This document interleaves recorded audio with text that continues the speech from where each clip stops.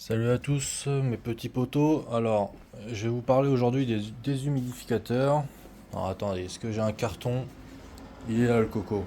Donc les déshumidificateurs, le souci, comme celui-là. Donc là, il s'agit de la marque Shinko. 30 litres, compresseur, déshumidificateur, etc. Moi, je l'ai acheté pour la Wi-Fi. Bref, en fait, c'est bizarre parce que c'est juste des rebadgeages. J'en avais un qui était quasiment similaire en termes d'esthétique. Il était quasiment similaire, c'était exactement la même forme pour la visualisation pardon, de l'eau. C'était la même forme générale et tout. Donc en fait, il y a des marques qui s'amusent à avoir des fournisseurs. Et ils viennent juste rebadger. Ils modifient un petit peu les caractéristiques. Ils vont demander un moteur un peu plus puissant ou un peu moins. Ils vont demander deux trois différences. Mais globalement, en fait, je pense qu'il y a un fournisseur global qui fait Klangstein et Shinko et même d'autres. Donc voilà, ça c'est à savoir. Si vous cherchez sur Amazon des humidificateurs, vous allez voir, il y en a pas mal qui ressemblent à celui-là. Alors Klarsten, ils sont en train de s'affoler, hein. Au début, celui que j'avais acheté, il était à 195 euros. Le même modèle est passé dans les 280 sur Amazon. Et sur leur site, le même modèle va jusqu'à 500 euros. Je vous jure que c'est le même. Donc ils ont pété un câble. Bref, c'est pas grave. Pour vous parler surtout du fait qu'il peut y avoir du givre, c'est vraiment une information importante avant d'en acheter un. Regardez, ça fait des heures que, enfin des heures, on va dire cumulées sur plusieurs jours que je cherche. Regardez, il fait 14 degrés 4. Et bah à savoir que à peu près en dessous les, alors c'est un peu approximatif, mais il semblerait que ça soit à peu près en dessous des 15-16 degrés. Et bah on a un problème de givrage qui se forme. Là vous voyez, il vient de passer en mode P1. Mode P1, ça veut dire dégivrage automatique. Alors ça veut dire qu'il détecte qu'il y a du givre qui se forme. Donc je vais vous montrer ça tout de suite. Vous n'allez pas être déçu du voyage. Ah bah voilà, nickel.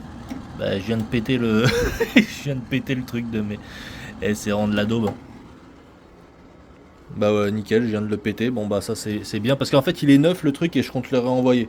Mais là je viens de péter le truc, bah ils ont qu'à faire des trucs plus solides ces abrutis. Voilà, voilà l'état du déshumidificateur. Le truc est complètement congelé à 15 degrés. Pourtant sur tout ce qui est, là j'y crois pas, le truc il est pété. L'autre ça faisait 2 ans que je l'avais et je l'ai jamais pété. Bon bref, vous avez vu à quel point c'est congelé. Donc oubliez, si vous voulez déshumidifier une résidence secondaire qui est pas chauffé, donc qui est à 13, 14 et quelques degrés, vous allez vous taper du givre la moitié du temps. Donc la moitié du temps, ça veut dire que il va y avoir que 50% du temps restant où le déshumidificateur va pouvoir déshumidifier. Tout le reste du temps, en fait, de la glace va se former petit à petit et le truc va plus rien aspirer. Donc au lieu d'être à, comme ils disent, à peu près 30 litres par jour d'eau absorbée, sachant que ça, c'est 30 litres, c'est généralement à 30 degrés, donc ça n'a rien à voir.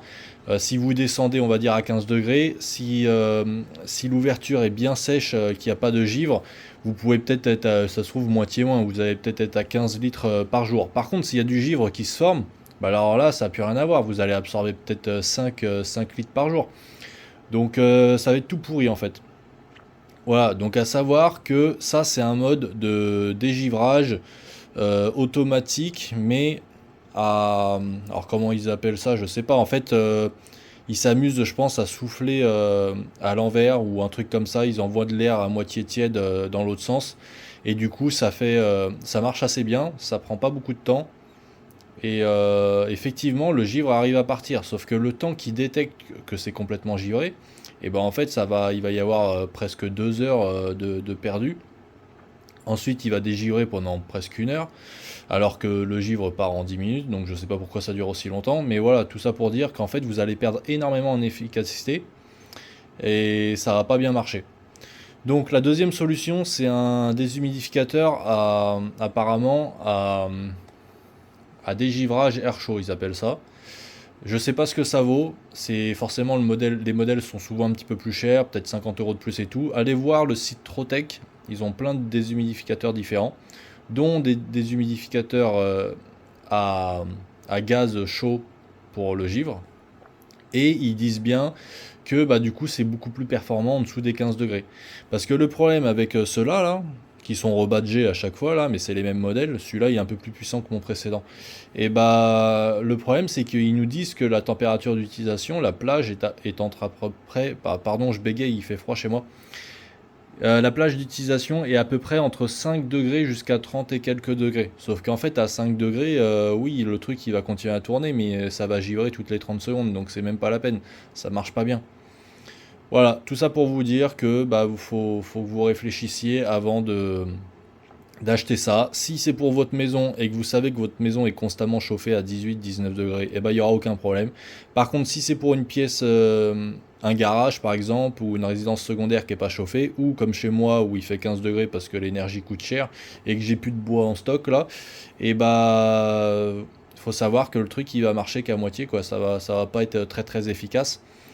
Alors aussi un autre détail, c'est que moi j'avais une autre marque, Clarkstein comme je vous disais avant, qui a duré à peu près un an et demi, et du jour au lendemain, je me suis aperçu que bah, il aspirait pas, il aspirait quasiment plus, et j'ai vu qu'il faisait énormément de givre derrière, donc je me suis dit, il y a un gros problème. Donc après avoir cherché et tout, je me suis dit, bah tant pis, je vais le renvoyer. Et celui-là, et bah, dès la première utilisation, il s'est mis à givrer aussi. Et la seule différence, c'est que lui, il se met en mode P1 comme mon modèle précédent au début, sauf que ensuite, mon modèle précédent, bah, au bout d'un moment, il se mettait plus en mode P1 pour dégivrer. Il faisait plus rien. Donc en fait, il était complètement bouché de glace.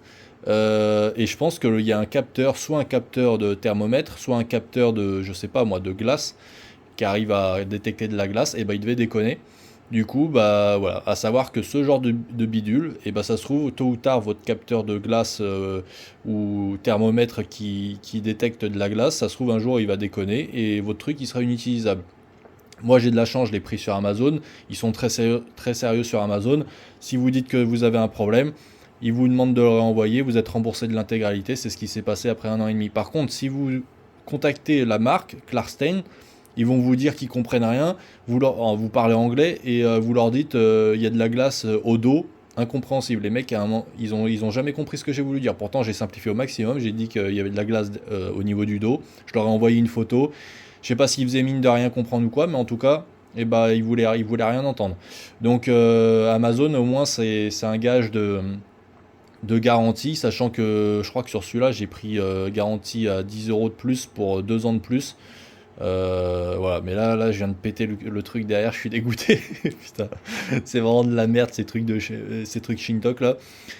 Voilà, donc je sais pas si je vais le renvoyer ou pas, parce que finalement, bah, il est pas terrible. Ok, il est plus puissant que mon précédent et tout, mais il continue à faire du givre, donc c'est vraiment de la daube. Et donc je vais voir si je le retourne ou pas. On va voir, mais en tout cas, fallait que vous soyez au courant de cette histoire de givre, parce que je vois pas vraiment d'infos sur internet. Et voilà. Alors moi je l'ai pris aussi, je l'ai changé pour le prendre le mode Wi-Fi, qui était super important pour moi. Et j'ai du mal, par exemple chez Trotec, là qui a l'air d'être une bonne marque, et bah il n'y a pas de mode Wi-Fi, donc c'est nul.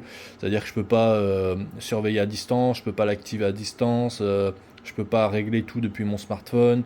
Donc non, sans mode Wi-Fi personnellement ça m'intéresse pas du tout.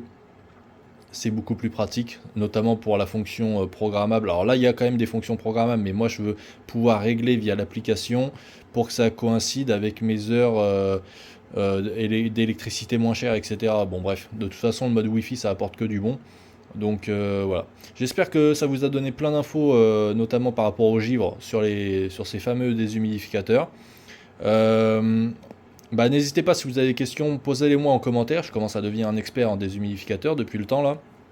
Et abonnez-vous parce que je fais des tests de toutes sortes de matos, de la motoculture, du bricolage, des trucs Lidl, Action, Parkside, Silvercrest, même si ça arrête pas de bugger. Ce genre de trucs. Enfin, tout ce qui est du quotidien, de la maison, non professionnel, amateur.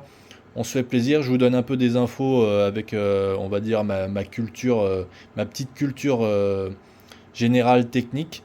Et voilà, j'espère que ça vous a plu. Abonnez-vous, mettez un like et on se retrouve dans une prochaine vidéo. Ciao!